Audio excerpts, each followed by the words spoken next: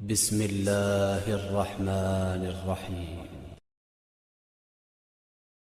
حضرت بشر عافی رحمت اللہ علیہ سے سارا زمانہ پیار کرتا تھا۔ بغداد کا ایک تاجر کہتا ہے مجھے نہیں بابا اچھا لگتا تھا۔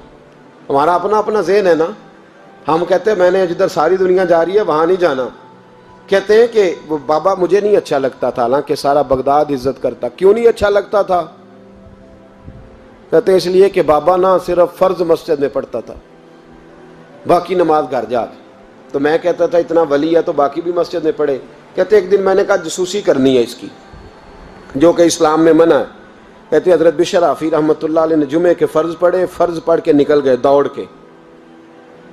فرماتے ہیں میں پیچھے ہو گیا، میں نے کہا آج میں نے سنتیں چھوڑ دی ہیں پر اس کا پتہ کرنا ہے، سنت نفل بعد میں پڑھوں گا۔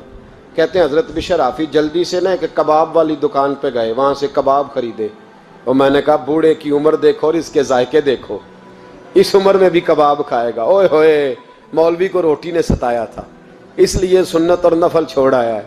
کہتے ہیں تھوڑا سا وہ آگے بڑھے تو نان بھائی کی دکان سے نا نان خریدے۔ میں نے کہا دیکھو یار، دیکھو اس کے ذائقے، گرم نان کھائے گا۔ بہت سارے لوگ بغداد میں رات کی روٹی کھاتے پر یہ گرم کھاتا ہے۔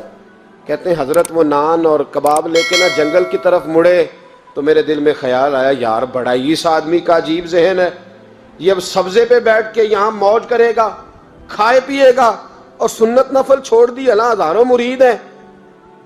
کہتے ہیں حضرت جنگل میں داخل ہوئے، تھوڑا سا سفر کیا تو کچی آبادی آ گئی۔ کچی آبادی، ایک کچے مکان کی ٹوٹا ہوا دروازہ، باہر سے کنڈی لگی۔ بغداد کے ننگے پاؤں چلنے والے ہزاروں مریدوں کے اس پیر نے کنڈی کھولی، اندر گئے، ایک فالج زدہ بابا جی بیٹھے۔ کہتے ہیں حضرت بشر عافی نے اپنی پگڑی کھولی اور اس آدمی کے منہ سے پانی نکل رہا تھا، رال ٹپک رہی تھی۔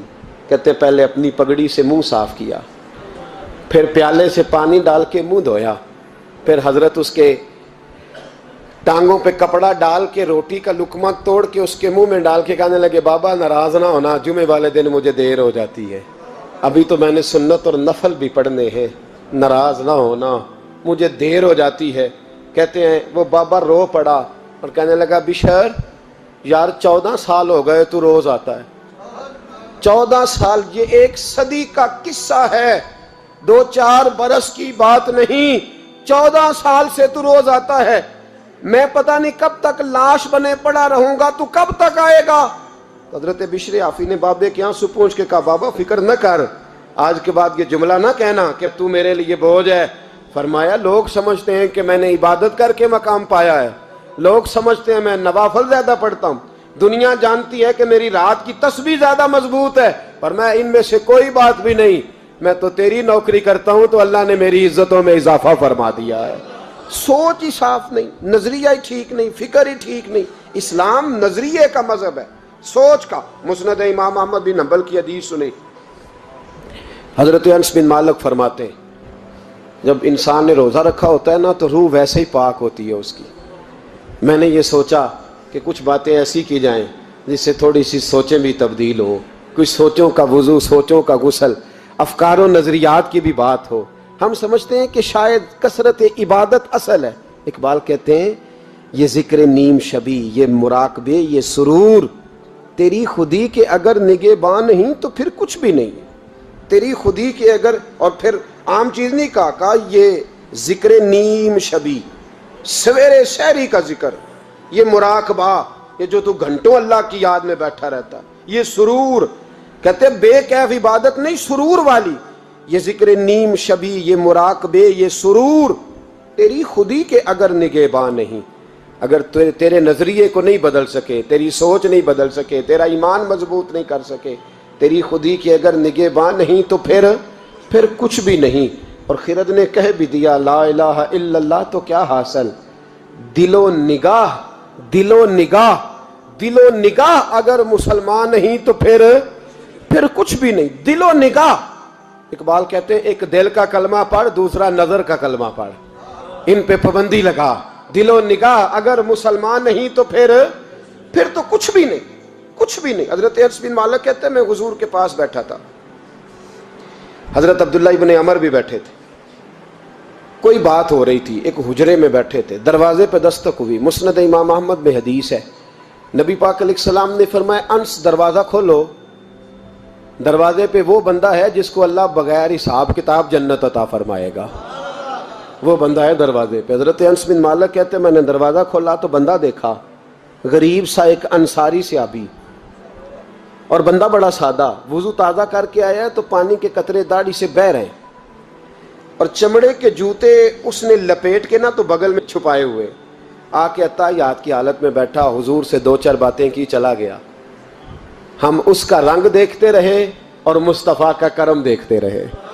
اس کو حضور نے جنتی کہا ہے۔ کہتے ہیں اگلے دن اسی ٹائم اسی وقت ہم حضور کے پاس بیٹھے تھے، پھر دروازے پہ دستک ہوئی، حضور نے فرمایا دروازہ کھولو، دروازے پہ وہ بندہ ہے جسے اللہ بغیر حساب کتاب جنت عطا فرمائے گا، بغیر حساب۔ کہتے ہیں دروازہ کھولا، اور جیسے ہی میری نظر پڑی، بندہ بھی وہی ہے جو کل آیا تھا، اور انداز بھی وہی ہے جو کل تھا، اسی طرح پانی کے قطرے، اسی طرح جوتے بغل میں، السلام علیکم، کل حضور فلاں بات کی تفصیل پوچھنی مجھ سے رہ گئی تھی، غلطی ہوگی، دوبارہ آیا ہو۔ اس نے اپنی گفتگو کی، چند جملوں میں بات سمیٹی، چلا گیا۔ فرماتے ہیں اتفاق کی بات کہ دن تیسرا، بندے بھی ہم دونوں، میں اور عبداللہ ابن عمر، حضرت انس بن مالک کہتے ہیں دونوں بیٹھے تھے، سیم ٹائم سیم ڈے۔ پھر دستک ہوئی، حضور نے فرمایا دروازہ کھولو، اور مسکرا کے فرمایا دروازے پہ وہ بندہ ہے جسے اللہ بغیر حساب کتاب جنت عطا فرمائے گا۔ کہتے ہیں کھل اٹھے ہمارے چہرے، باہر گئے، دستک ہوئی تھی، دروازہ کھولا۔ فرماتے ہیں مجھے یقین تھا وہی ہوگا جو 2 دن پہلے آیا تھا، اور میرے یقین کے مطابق ہی کام ہوا، وہی بندہ تھا جو کل بھی تھا، جو پرسوں بھی تھا، حالت اور کیفیت اور انداز بھی وہی تھا، پانی کے قطرے بہہ رہے ہیں، اور اس شخص نے جوتے بغل میں دبائے ہوئے خدمت میں حاضر ہوا، بیٹھ گیا، بات چیت کی، چلا گیا۔ حضرت انس بن مالک کہتے ہیں تھوڑی دیر ہوئی تو حضور بھی تشریف لے گئے۔ حضرت عبداللہ ابن عمر مجھے کہنے لگے یار ویسے کتنے اس کے نصیب ہیں، کتنے نصیب ہیں، کوئی آیا لے کے چلا گیا، کوئی آیا لے کے چلا گیا، کوئی عمر بھر بھی نہ پا سکا، میرے مولا تجھ سے گلہ نہیں، یہ تو اپنا اپنا نصیب ہے، یہ تو اپنا اپنا، اور نہ کسی کے حال پہ طنز کر، نہ کسی کے غم کا مذاق اڑا، وہ جسے چاہیں جیسے نواز دے، یہ مزاج لطف رسول ہے صلی اللہ تعالی علیہ وسلم۔ کہتے ہیں ہم لوگ گفتگو کرنے لگے، عبداللہ ابن عمر مجھ سے کہنے لگے یار ویسے پتہ کرنا چاہیے یہ کون سا عمل کرتا ہے، پتہ کرنا، جیسے ہم نہیں پتہ کرتے کہ یہ بندہ بڑا چمک گیا، پتہ کرو کون سا کاروبار کرتا ہے، ذرا اس کی جاسوسی تو کرو۔ اور بندے بھی بڑے سمجھدار ہیں، وہ سائیڈ بزنس نہیں بتاتے، وہ کہتے ہیں وہ جو میرا علیحدہ ہے وہ نہیں بتانا، کہیں یہ نہ شروع کر لے۔ حالانکہ انسان کے پاس جو خوبی، جو اللہ نے اسے دولت دینی ہوتی ہے، وہ اپنا اپنا نصیب ہوتا ہے، وہ گھر میں بیٹھے بھی اللہ عطا کر دیتا۔ وہ کہتے ہیں کہ پتہ کرو کیا عمل کرتا ہے، تو حضرت عبداللہ ابن عمر کہتے ہیں میں اس کے پیچھے ہو گیا، اس سے سلام لی، تو میں نے کہا مجھے 2-3 دن کے لیے مہمان بنا لو گے، مان نہ مان میں تیرا مہمان، 2-3 دن کے لیے مہمان بنا لو گے؟ تو کہتے ہیں مجھ سے کہنے لگا کوئی گھر میں جھگڑا ہو گیا، کیونکہ پڑوس میں تو تمہارا، قریب ہی تو تمہارا گھر ہے، میرے مہمان بننے کو جھگڑا ہے؟ تو میں نے کہا چلو ایسے ہی سمجھ لو، پر مجھے مہمان بنا لو۔ کہتے ہیں میں 3 دن اور 3 راتیں اس شخص کے ساتھ رہا، وہ کتنا صدقہ کرتا ہے میں نوٹ کرتا رہا، نماز کتنی پڑھتا ہے، اس کا کیا، میں چاہتا تھا کہ وہ عمل مجھے ملے، اس کی برکت سے مصطفیٰ نے اسے 3 مرتبہ جنتی فرمایا ہے، تاکہ وہ کیفیات مجھے بھی ملیں۔ حضرت عبداللہ ابن عمر کہتے ہیں کہ میں نے کوئی خاص چیز نہیں دیکھی، وہ عشاء پڑھتا تو فجر تک بستر پہ کروٹیں لیتا، اور میں الحمدللہ اٹھ کے تہجد بھی پڑھتا، نوافل بھی پڑھتا۔ کہتے ہیں وہ 1 سپارہ پڑھتا، میں 3 پڑھتا۔